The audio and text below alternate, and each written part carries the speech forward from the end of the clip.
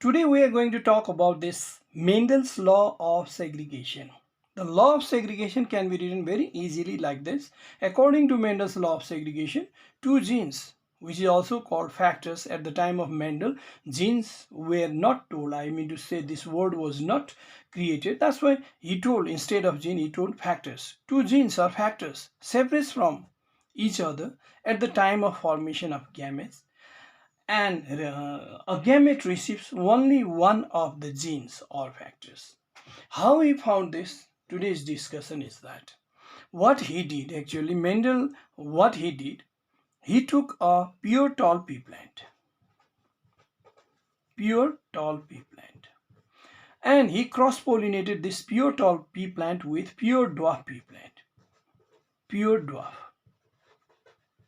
Now question comes, what do you mean by pure tall?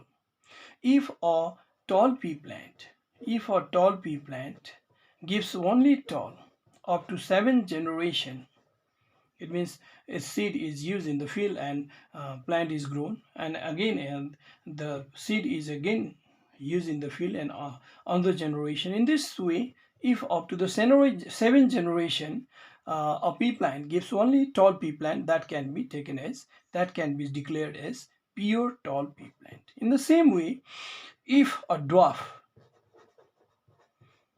pea plant gives dwarf in another generation, and its seed is again collected and again it is used in the field, again it gives dwarf pea plant. In this way, if up to 7 generation it gives only dwarf pea plant, then that is called pure dwarf pea plant. He took pure tall pea plant in his experiment and pure dwarf pea plant. Pea plants have closed flower, and he opened the petals, and pollen grains of the pure tall pea plant was transferred to the pollen grains or stigma of pure dwarf pea plant. And he did this with many flowers of pure tall pea plant corresponding to many flowers of pure dwarf pea plant. And after the pollination, now fertilization occurs in the flower, and the flower dries out and pea pod appears. And this pea pod gives species, and these species were then used in the field to grow next generation. And what he found in next generation, he found all the pea plant tall. All the pea plant he found tall. Very interesting. All the pea plant found tall. Now he is confused. What it is? When pure tall pea plant is cross-pollinated with pure dwarf pea plant, then why all the pea plants are tall? Where is the character of being dwarf? Now, then he decided to go to another generation also. This is F1 generation. And he decided to check F2 generation also. Then what he did, he allowed these tall pea plants to go through self-pollination. The pea plants have closed flower. For self-pollination, it occurs inside the flower. We don't have to do anything. The pollen grains of the same flower goes to stigma of the same flower, and thus the self-pollination occurred. And after the self-pollination, the pea seeds were again collected and they were used in the field. And what is found now? The pea plant were not only tall, they were dwarf also. And he counted the tall pea plant and dwarf pea plant, and what he found, 75% of the total is tall pea plant and 25% of the total is dwarf pea plant. And he decided that the ratio of tall and dwarf is 3:1. But he tried to check it in next generation also. Look at this. I'm showing this 75% tall. This is tall.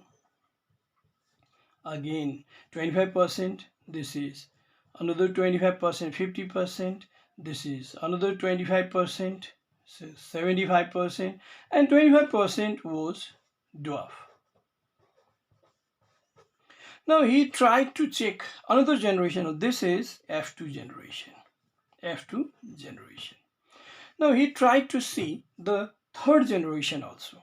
And what he found, out of 75% of the tall pea plant, 25% gave only tall, pure tall. He decided that these are pure tall. 25% out of 75% tall pea plant, 25% give only tall after their self-pollination. And remaining 50%, this give both tall and dwarf. Tall and dwarf. But 25% of the dwarf give always dwarf. Then what he decided from the beginning, there are factors for each of the character. Here we are taking only the character height. This height character has got two factors. One is tallness, another is dwarfness. And he told that these factors lies in pair. And in pure tall pea plant, there must be two factors or two genes both having character of being tallness. And in pure dwarf, what he decided, there are two factors both having the character of being dwarfness. And he told this first, that the factors lies in pair, and each of the character has at least two factors, and these are the factors. And at the time of formation of gamete, what happens, he told that at the time of formation of gamete, this TT of pure tall pea plant and this small TT, they separate from each other. At the time of formation of gamete, they separate from each other, and a gamete receive one of them, either capital T or small t. Look at this.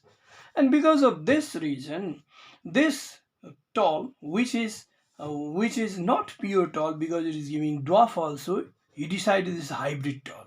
And it consists of two different types of gamete, capital T and small t.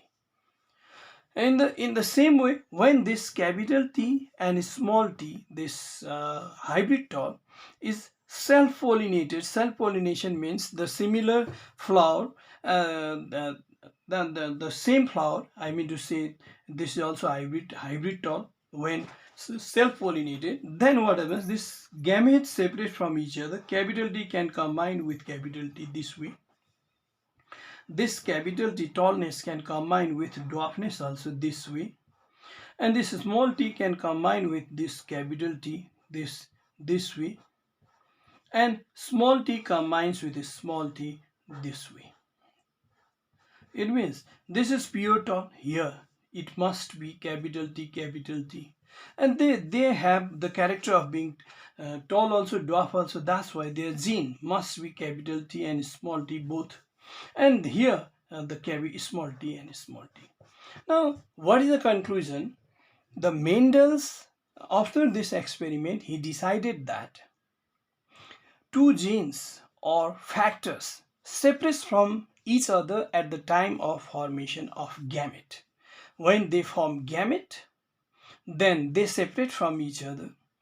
Formation of gamete, and one of the gamete receive only one character, only one factor, and both the factors cannot be received. And if both the factors can be received by a gamete, then there will be some other result. The result will be other, but one of the gamete receives only one of the genes, and the gamete is pure for its character. I mean to say, here capital T and small t remain in these plants for a long time, but remaining together in the same plant, they never blend up with each other, and they never gives intermediate product. Instead of being tall or dwarf, they never give middle height of the pea plant.